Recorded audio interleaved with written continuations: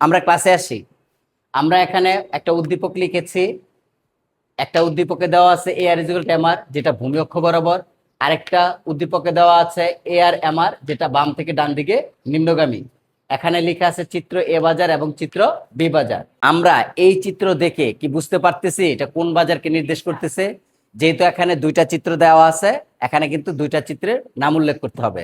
তাহলে আমরা যদি প্রথম প্রশ্নটা দেখি, উদ্দীপকের এ এবং বি বাজারের ভারসাম্য ব্যাখ্যা করো যখন এসি রেখা এ আর রেখার উপরে অবস্থান করে। ক্লিয়ার এতটুকু? অর্থাৎ গড় ব্যয় রেখা যদি গড় আয়ের উপর হয় তাহলে কোন ধরনের মুনাফা হইতে পারে আমরা জানি।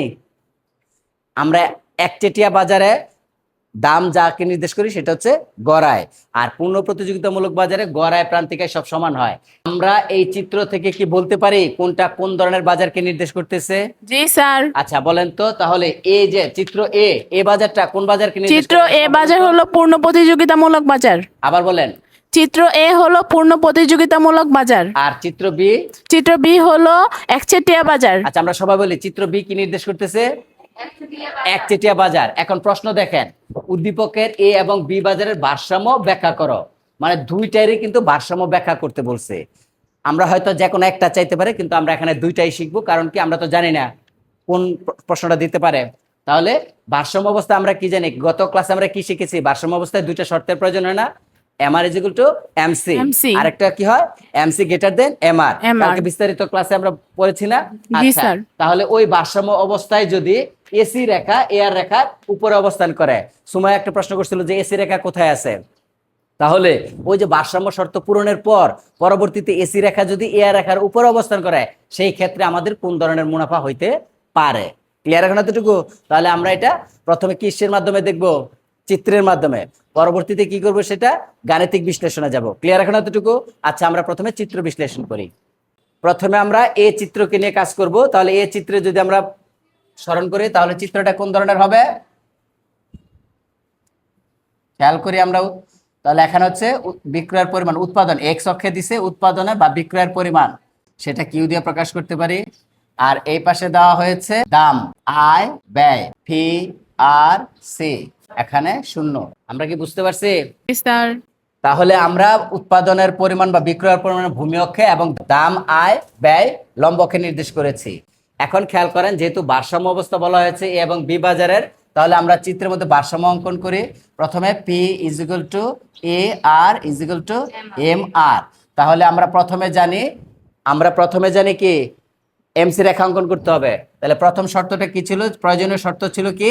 প্রয়োজনীয় শর্ত এম আর সমান এমসি। হ্যাঁ বলতে হবে, গুড। তারপর হচ্ছে পর্যাপ্ত শর্ত। পর্যাপ্ত শর্ত কি ছিল? এমসি রেখার ডাল গ্রেটার দেন এম আর রেখার ডাল গ্রেটার দেন এম আর রেখার ডাল। ক্লিয়ার এখন এতটুকু? জি স্যার। আচ্ছা, অর্থাৎ এই এমসি রেখা এম আর রেখাকে নিচ দিক দিয়ে সেট করবে। অর্থাৎ এমসি রেখা এম আর রেখাকে নিচ দিক দিয়ে সেট করবে। হ্যাঁ, তাহলে এমসি আমরা কি করতে পারি? নিচ থেকে উপরের দিকে চলে যাবে। তাহলে এমসি আমরা অঙ্কন করতে পারি। এখানে একটা ভারসাম্য বিন্দু হয়েছে, এই বিন্দু বরাবর আমরা কি করব? লম্ব অঙ্কন করব। উৎপাদনের পরিমাণ কিউ দিয়ে প্রকাশ করলাম, এখানে একটা নির্দিষ্ট বিন্দু ধরি ই। আচ্ছা, এই পাশে যদি ধরা হয়, যেহেতু এখানে কোনো সংখ্যা নাই, এবিসিডি অথবা আমরা আলফাবেট যেটা বলি পি1 দিয়ে প্রকাশ করব, কোনো সংখ্যা প্রকাশ করব না। ক্লিয়ার এতটুকু? সংখ্যা থাকলে সংখ্যা প্রকাশ করব। তাহলে এখানে পি, আমরা কি এতটুকু বুঝতে পারছি? তাহলে এখন M R is equal to MC, এই বিন্দুতে নির্দেশিত হয়েছে এমসি রেখার ঢাল। দেখেন এমসি উপরের দিকে চলে গেছে, তার মানে এটা বড় এবং এম আর ছোট। এই যে এম আর এবং এমসির মধ্যে তুলনা করলে এমসি রেখার ঢাল উপরের দিকে চলে গেছে, আর এম আর রেখা ভূমি অক্ষ বরাবর আছে, অর্থাৎ এমসি গ্রেটার দেন এম আর এই বিন্দুতে নির্দেশিত হয়েছে। এখন আমরা পরবর্তী শর্ত কি করতে পারি? পরবর্তী শর্ত হচ্ছে কোন ধরনের মুনাফা হবে সেটা নির্ণয় করার জন্য কি করতে হবে? এসি কে নিয়ে আসতে হবে। এখন এখানে খেয়াল করেন, এ এবং বি বাজারের এসির কথা বলছে কি এ আর রেখার উপরে থাকবে। যেহেতু আমরা প্রথম চিত্র নিয়ে কাজ করতেছি, তাহলে যদি আমরা এ আর এই যে এ আর রেখাকে চিন্তা করি, এ আর রেখা হচ্ছে ভূমি অক্ষ বরাবর, এই রেখার উপরে অবস্থান করবে। উপরে বলতে কি বোঝেন? আচ্ছা আপনি কি মনে করেন? এ আর রেখার উপরে অবস্থান করব। উদ্দীপকে বলা হয়েছে এ অথবা বি বাজারে এসি রেখা যদি এ আর রেখার উপরে অবস্থান করে, তাহলে এ আর রেখা তো ভূমি অক্ষ বরাবর, যেটা আমরা চিত্র অঙ্কন করেছি। এখন এখানে ভারসাম্য শর্ত পূরণ হয়েছে দুইটা, কিন্তু আমাদের এখানে এসি রেখার কোথায় অবস্থান করবে সেটা নির্ণয় করতে বলা হয়েছে। ওনারা কিন্তু বলে দিছে যে এসি রেখা কি এর রেখার উপরে অবস্থান করবে, তাহলে উপরে অবস্থান যদি করে তাহলে কোন ধরনের মুনাফা অর্জিত হতে পারে সেটা বলবেন। ক্ষতি স্বীকার করে উৎপাদন সে করে যেতে পারে অথবা যে কোনো একটা সিদ্ধান্ত সে নিবে। আচ্ছা, তাহলে আমরা বলতে পারি কি, যদি এসি রেখা এর রেখার উপরে অবস্থান করে। এখানে একটা প্রশ্ন আছে, আমি একটু বলি, সেটা হচ্ছে এরকম, যদি উপরে বলে তাহলে হবে কি,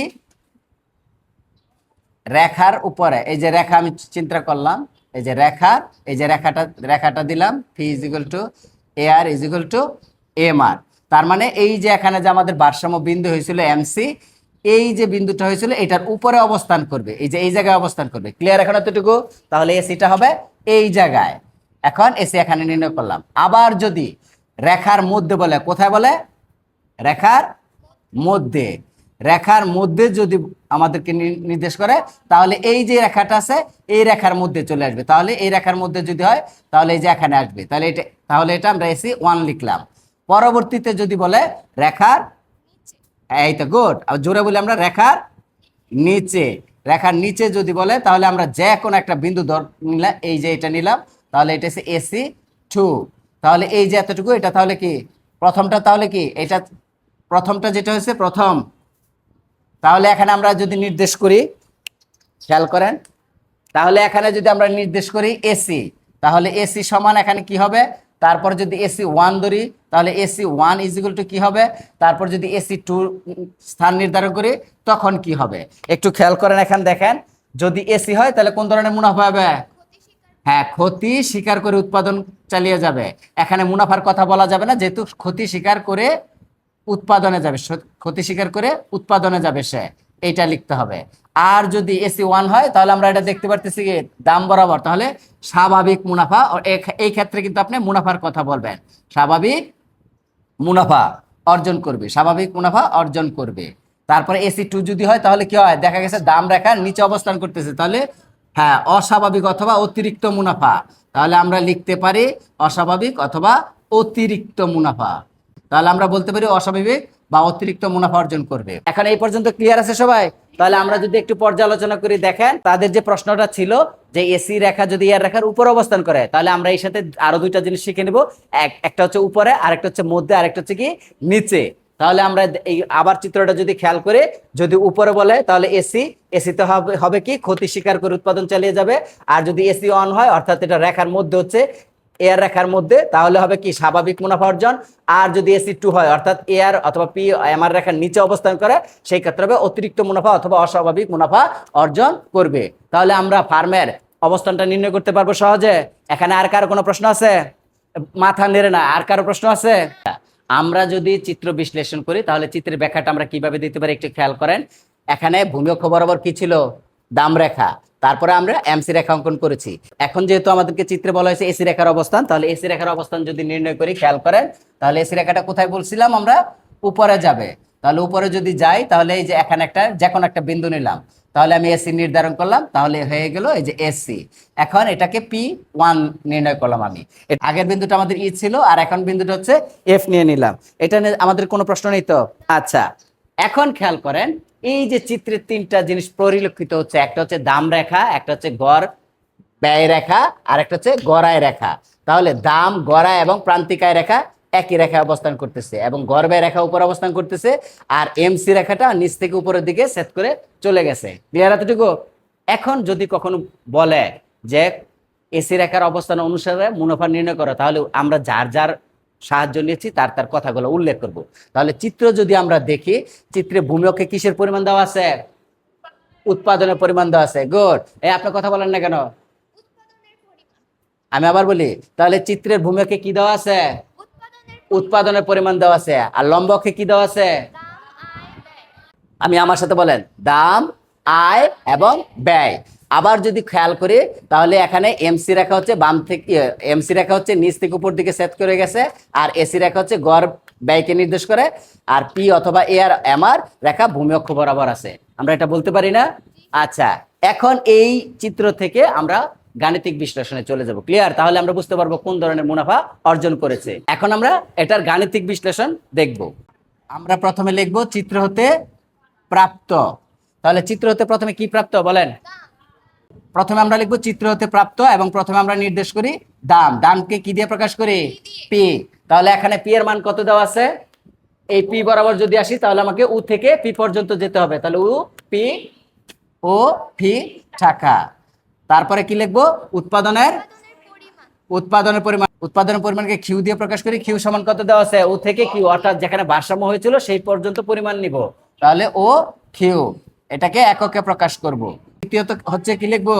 গড় ব্যয়। তাহলে তৃতীয়ত গড় ব্যয় লিখবো এসি দিয়ে প্রকাশ করে। এসি এখানে কোন জায়গায় আছে? এই যে এফ বিন্দুতে। তাহলে ও থেকে P one, O P one টাকায় প্রকাশ করি টাকা। এটা নিয়ে কারো কোনো প্রশ্ন আছে? আমরা যেহেতু মুনাফার পরিমাণ নির্ণয় করব তাহলে আমরা সূত্র প্রয়োগ করি। এই সূত্র দুটো হচ্ছে মোট আয় এবং মোট ব্যয়। তাহলে লিখবো আমরা জানি মোট আয় T R is equal to P into Q. এটা আমরা পূর্বের ক্লাসেও শিখেছি। ফি এর মান কত দেওয়া আছে? ও ফি ইন্টু কিউর মান কত দেওয়া আছে? O Q. এখন এই উপির কি কোনো পরিবর্তন হবে? আমরা উপির পরিবর্তন করব না, তাহলে এটা বাম পাশে লিখবো, কিউ লিখবো শুধু, তাই তো? এখন কিউর সাথে যে উ বাদ দিব এটার জন্য কি লিখতে হবে? এই যে দেখেন, তাহলে আমরা ও ফি পর্যন্ত চিত্রে যাব। ও ফি দেওয়া আছে কিউর উপরে ই, তাহলে ই বিন্দুটা আমরা নিয়ে নিব। এখন যদি আমরা মনে করি মোট ব্যয়, তাহলে মোট ব্যয় কি সূত্রটা কি ছিল? T C is equal to AC into Q. এখন এসির মান এখানে কত দেওয়া আছে? OP one. তাহলে ওপি ওয়ান আমরা লিখবো ইন্টু ওর কিউ। আচ্ছা, এখানে ওপি ওয়ান এর কি পরিবর্তন হবে? তাহলে ওপি ওয়ান পরিবর্তন হবে না, আমরা এটাই লিখবো ইন্টু, এখন কিউ লিখবো, ও এর বদলে কি লিখবো? এখন ও পি ওয়ান পর্যন্ত যাব, এফ বিন্দু দেওয়া আছে কিউর উপরে, তাহলে এফ বিন্দুটা নিয়ে নিব। তাহলে আমরা এখন দেখেন এই যে দুইটা গুণফল তৈরি করা আছে, তাহলে এটা আমরা পরিপূর্ণ করে দিই এফ কিউ, আর এই পাশে হবে ও পি ই কিউ। আমরা সাথে সাথেই করে দিব। এই যে দুইটার গুণফল পেয়েছি, এখন দেখেন আমরা টিআর এবং টিসির মান পেয়েছি, তাহলে এখান থেকে কি লিখতে পারি? মোট মুনাফার পরিমাণ।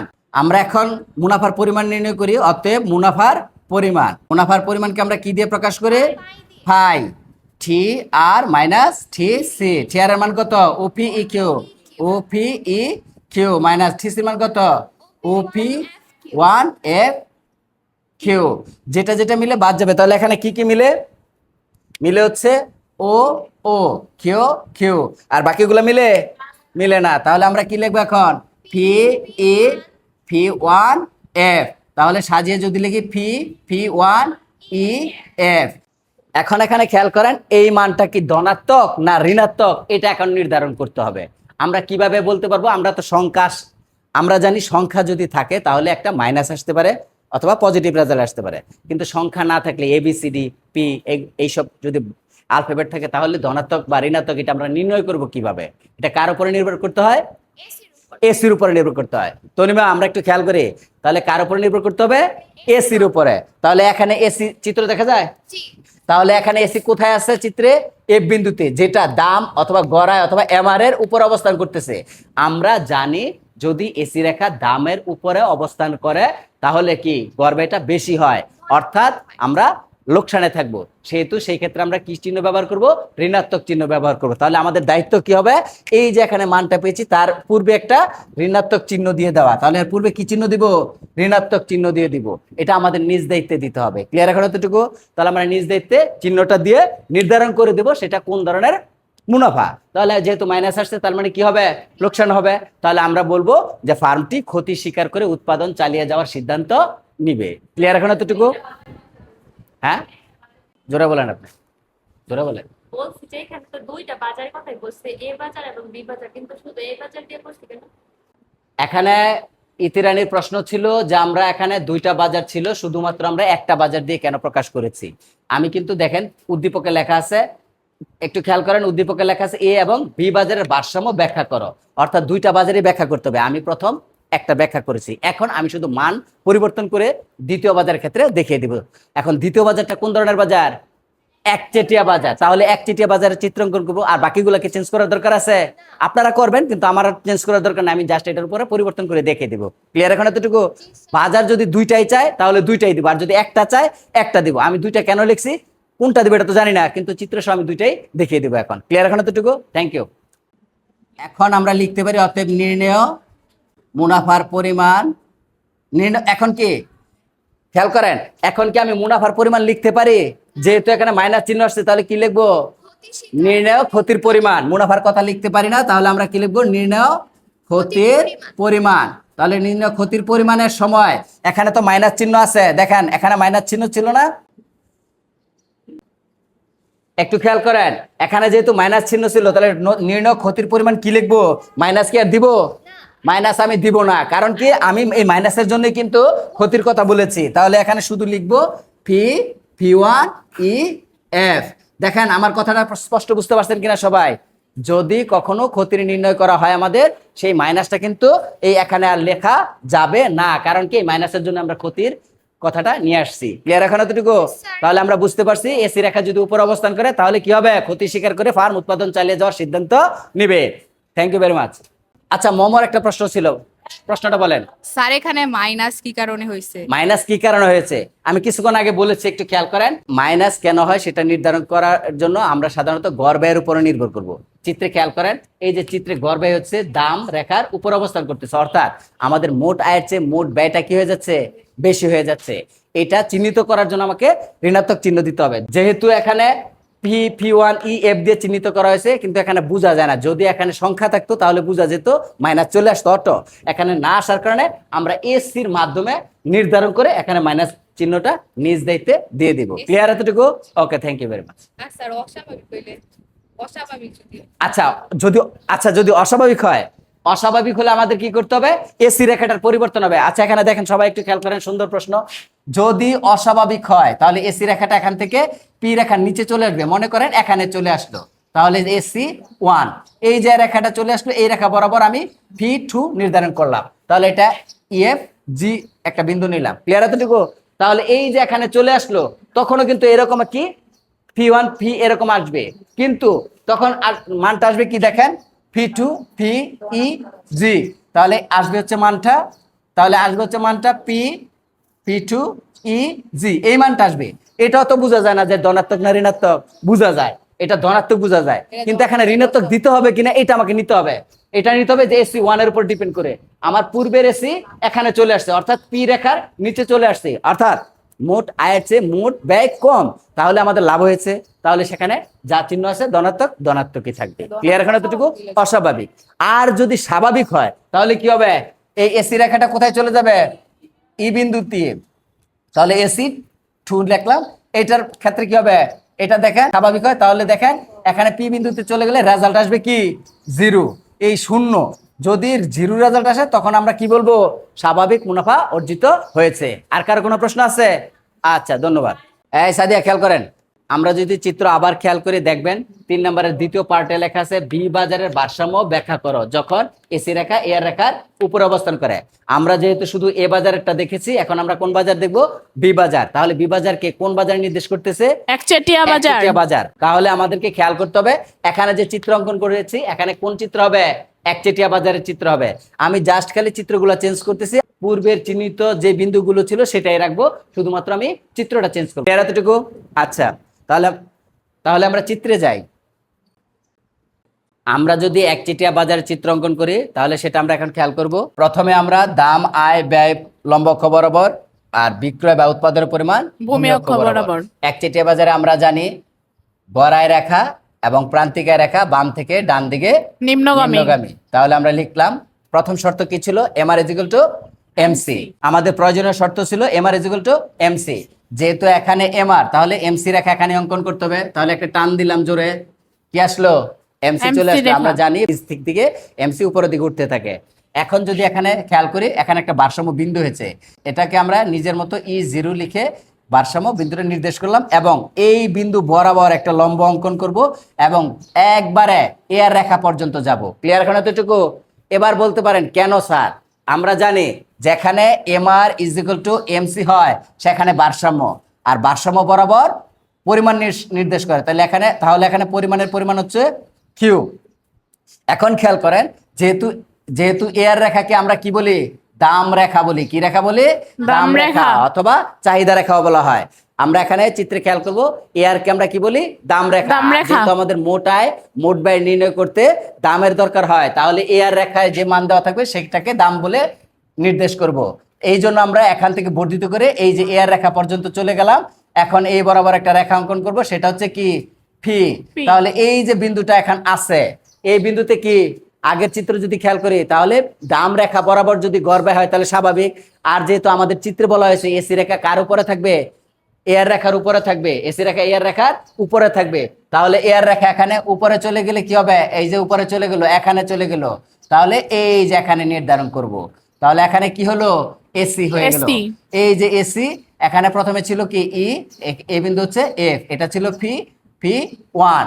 তাহলে এই যে আমরা এখন নির্ণয়, এখন যে আমরা এই যে নির্ণয় করে ফেললাম, তাহলে এটা কি হলো, একচেটিয়া বাজারে এসি রেখা যদি এর রেখার উপর অবস্থান করে তাহলে যে ফান্ড ক্ষতি স্বীকার করে উৎপাদন চালিয়ে যাবে বা লোকসান বহন করবে সেটা নির্দেশিত হয়েছে না। জি, স্যার। তাহলে আগের চিত্রে জাস্ট খালি পরিবর্তন হয়েছে। এখন এখানে যে শর্তগুলো ছিল সবগুলো এখানে কি পরিপূর্ণ হয়েছে না। এইবার দেখেন, যদি আমরা বলছিলাম পরবর্তীতে কি, যেহেতু আমরা এটা বুঝতে পারছি চিত্র থেকে এটা লোকসান করতেছে, এটারও যদি গাণিতিক বিশ্লেষণে যায় তাহলে কি হবে, গাণিতিক বিশ্লেষণের একই প্রমাণ আসবে। এবার খেয়াল করেন সবাই, আমরা চিত্র থেকে গাণিতিক বিশ্লেষণে যদি চলে যাই তাহলে প্রথমে এখানে কি লেখা হয়েছে, দাম। দাম।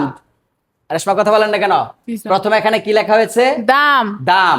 তাহলে দামটা কি, এখান থেকে উ থেকে ফি, যেহেতু এর রেখা অবস্থান করতেছে তাহলে উ থেকে ফি। ফি। তাহলে আমি এখানে এটা পরিবর্তন করে আবার লিখলাম, একটু কালার করে দিলাম, ও ফি। উৎপাদনের পরিমাণ কি, ভারসাম্য বিন্দুতে কিউ। যে এখানে এমসি টাচ করছে তাহলে ও কিউ, আমরা আগের মতোই লিখবো ও কিউ। কিউ। আর পরবর্তীতে গড় বাই এসি, এসি কোথায় চলে গেছে, উপরে এফ বিন্দুতে, তাহলে কি হয়েছে ফি ওয়ান, ও পি ওয়ান। ফি ওয়ান, ও ফি ওয়ান। তাহলে আগের গুলাই রয়ে গেল, মানে আমি যেহেতু মানগুলো পূর্বের গুলো নিয়েছি এই কারণে পূর্বের মানগুলাই নির্দেশ করতেছে। এখন পরবর্তী সময়ে আমরা জানি মোটায় একই রকম পি ইন্টু কিউ যা আছে তা আসলো, পরবর্তীতে মোট ব্যয় এসি যা আসলো তা আসলো, মুনাফার পরিমাণ একইভাবে আমরা করেছি। এখন এই যে মাইনাস কেন দিয়েছি সেটাও বলেছি। তাহলে নির্ণয় ক্ষতির পরিমাণ এত নির্ণয় হয়েছে, তাহলে এটা কি লোকসান করেই ক্ষতি হবে, একই রকম না। সবগুলো একটু খেয়াল করেন চিত্রের সাথে, যদি আমি মানের নির্দেশ করি মিলে কিনা। ক্ষতির পরিমাণ কত, ফি ফি ওয়ান ই এফ, দেখেন ফি ফি ওয়ান ই এফ, ক্ষতির পরিমাণ মিলেছে। আর যদি মোট আয়ের নির্দেশ করি তাহলে মোট আয় কত ছিল, পি এর মান, তাহলে এখানে দেখেন O P E Q, O P E Q. আর যদি বলি ব্যয়ের পরিমাণ এসি, তাহলে এই বিন্দু নির্দেশ করবে O P one F Q, O P one F Q. তাহলে আমরা মোটায় মোট ব্যয় মিলেছে এবং মোটায় থেকে মোট ব্যয় বাদ দেওয়ার পরে যেটা রয়ে গেছে সেটা ধনাত্মক জায়গায় আসছিল, কিন্তু আমরা এসির অবস্থান নির্ণয় করে দেখলাম এটা ঋণাত্মক। তাহলে নির্ণয় ক্ষতির পরিমাণ এখানে লিখবো, অর্থাৎ লোকসান করে সে উৎপাদন চালিয়ে যাবে, এই সিদ্ধান্তে সে উপনীত হবে। ক্লিয়ার এখন এতটুকু? জি, স্যার। তাহলে সবার জন্য শুভকামনা রইল পরবর্তী ক্লাসে। সবাইকে অসংখ্য ধন্যবাদ। Thank you sir. Thank you. Sir, next প্রশ্নটা হচ্ছে উদ্দীপকের চিত্রে এ ও বি বাজার কোন ধরনের বাজার নির্দেশ করে, এটা একটু বুঝাই দেন। আচ্ছা, আপনারা খেয়াল করেন, এখানে দুইটা চিত্র অঙ্কন করার পর চতুর্থ প্রশ্নে বলা হয়েছে এ এবং বি বাজার কোন ধরনের বাজারকে নির্দেশ করে। আমি যেহেতু পূর্বের প্রশ্ন ব্যাখ্যা করার সময় কোন ধরনের বাজারকে নির্দেশ করে বলেছি, তাহলে আপনারা বলেন প্রথম চিত্রটা কি নির্দেশ করে, পূর্ণ প্রতিযোগিতামূলক বাজার, একচেটিয়া বাজার। একচেটিয়া বাজার। তাহলে আমরা পূর্বের প্রশ্ন থেকে পেয়ে গেছি, এখানে আমরা লিখতে পারবো যে পূর্ণ প্রতিযোগিতামূলক বাজার এবং একচেটিয়া বাজারকে নির্দেশ করে। পরবর্তীতে বলা হয়েছে ব্যাখ্যা করো, তাহলে ব্যাখ্যা করার জন্য কিন্তু গাণিতিক বিশ্লেষণে যেতে হবে না। আপনারা যেটা করবেন সহজে, যদি 3 মার্কের জন্য থাকে সবসময় বরাবরই যদি গাণিতিক বিশ্লেষণ না দেওয়া লাগে তাহলে এদের বৈশিষ্ট্য আছে। আমরা পড়েছিলাম বইয়ের মধ্যে যে একচেটিয়া বাজারের 11-12টা বৈশিষ্ট্য পড়ছি এবং পূর্ণ প্রতিযোগিতামূলক বাজারের বৈশিষ্ট্য পড়ছি, এবং আমি কিন্তু পূর্বের ক্লাসে কিভাবে একচেটিয়া বাজার প্রাথমিক অবস্থা থেকে শুরু করে ব্যাখ্যা করেছি এবং পূর্ণ প্রতিযোগিতামূলক বাজারও ব্যাখ্যা করেছি, তখন কিন্তু বৈশিষ্ট্যগুলো আলোচনা হয়েছে। জি, ওই স্যার। বৈশিষ্ট্যগুলো আপনারা দিবেন 7 থেকে 8টা মিনিমাম। মনে থাকবে এতটুকু? মনে থাকবে এতটুকু? তাহলে আমরা এইভাবে যদি কখন আসে কোন বাজারকে নির্দেশ করে, তাহলে আমরা 2 ধরনের বাজারে শুধু বৈশিষ্ট্যগুলো পার্থক্য আকারে অথবা বক্স আকারে লিখে দিব। ক্লিয়ার এখন এতটুকু? জি স্যার, বুঝতে পারছি। আচ্ছা, ধন্যবাদ সবাইকে। আবার সবাই বলেন থ্যাংক ইউ স্যার।